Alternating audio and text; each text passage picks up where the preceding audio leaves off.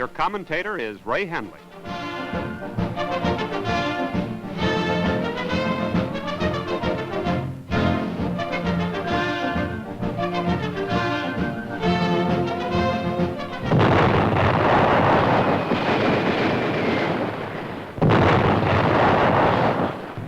The fighting finale to knock out Germany rages throughout Italy.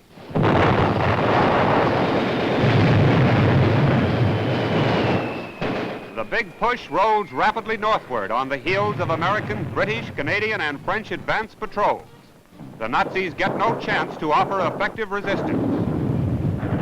Nests of snipers are surrounded again and again. In this old house, a hand grenade stops enemy sniping in a split second.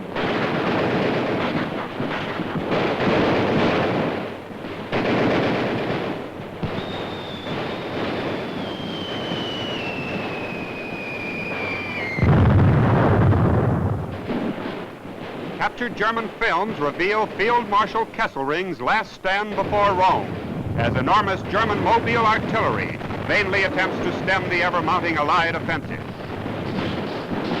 Now near Rome, American tanks advance along the Via Casalina as Kesselring's beaten armies are pounded into a disorganized mob fleeing northward.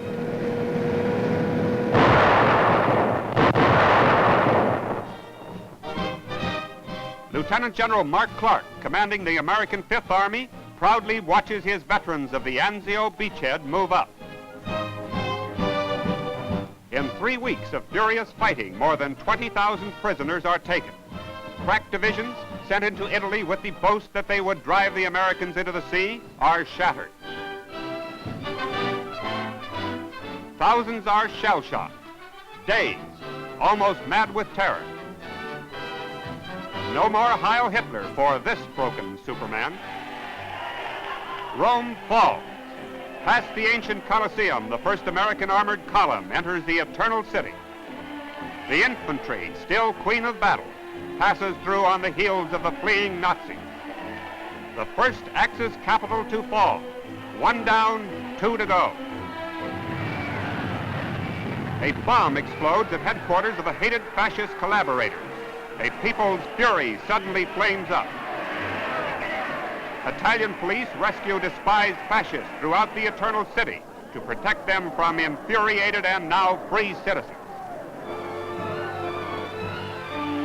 General Clark is cheered by everyone as a liberated people proclaim their happiness in being freed from Nazi tyranny.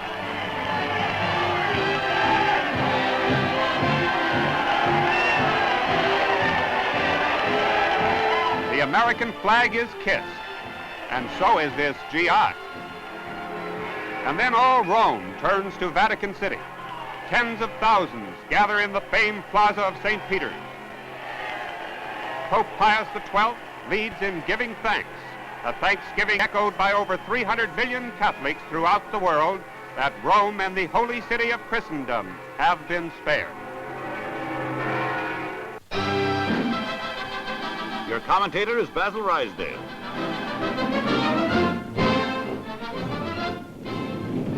The fall of Rome is a signal for the beginning of the mightiest battle of all.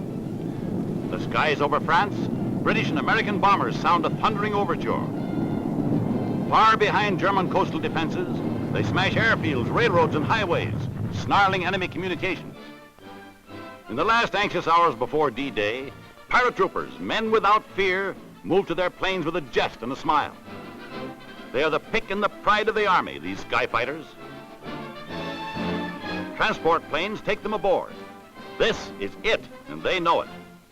Lieutenant General Louis A. Brereton, commanding the airborne forces. He salutes the first plane to leave Britain for the historic adventure.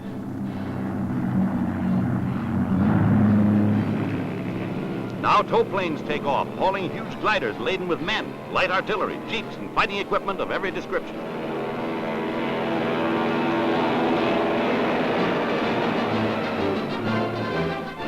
D-Day dawns, and all England resounds to the tramp of marching men. Every British port is packed with the mightiest invasion flotilla ever assembled. At last, after years of preparation and months of maneuvers, this is the real thing. They gather for the assault. blimps help to guard the invasion fleet as it moves across the choppy waters of the English Channel.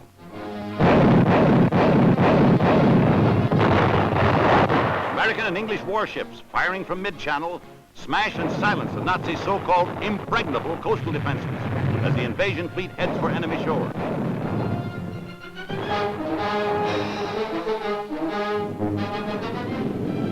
The Army gets across under the greatest Allied air umbrella ever assembled for combat. Now the first assault boats move into the Normandy beaches under deadly enemy crossfire and mortars. Fortifications the Nazis spent 4 years in building are smashed and stormed. These are Canadians, spoiling to avenge Dieppe.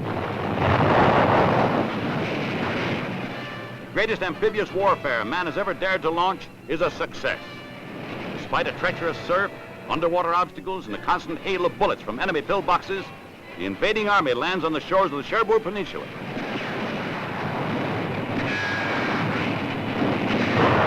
The naval barrage is lifting now, and thousands of fearless, determined assault troops storm beachheads along several miles of the coast. Shore soon swarms with Americans, Canadians, and British, who achieve what Napoleon dared not try, nor Hitler. They cross the English Channel while millions pray for their safety.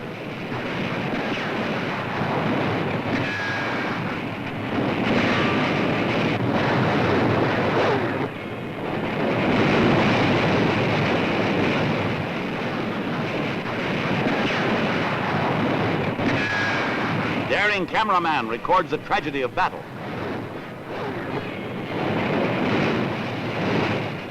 The unending stream of invading troops plunge waist deep into fortified waters to gain their beachhead objectives.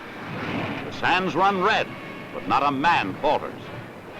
The German Air Force, or what is left of it, is conspicuous by its almost total absence. Shell fire and underwater mines stop some of our tanks, but losses are quickly replaced. Our armor gets ashore and goes into action. Close to the Normandy cliffs, one of our first waves of men dig in until nearby enemy batteries are silenced.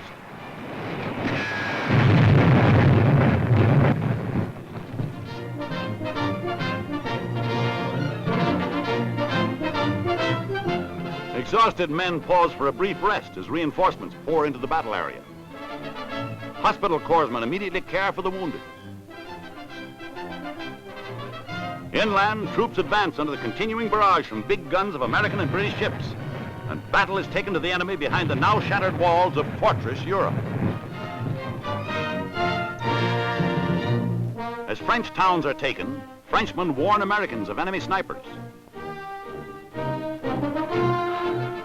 Medical men care for the wounded, friend and foe alike. Prisoners are disarmed, questioned, and prepared for internment.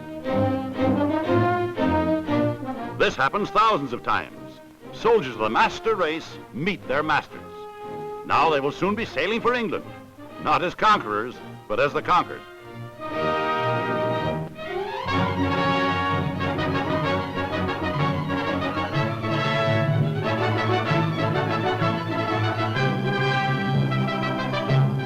The wounded who can be transported are quickly carried offshore to waiting hospital ships. Our air power proves its mastery as enemy flying fields throughout France are paralyzed and demolished.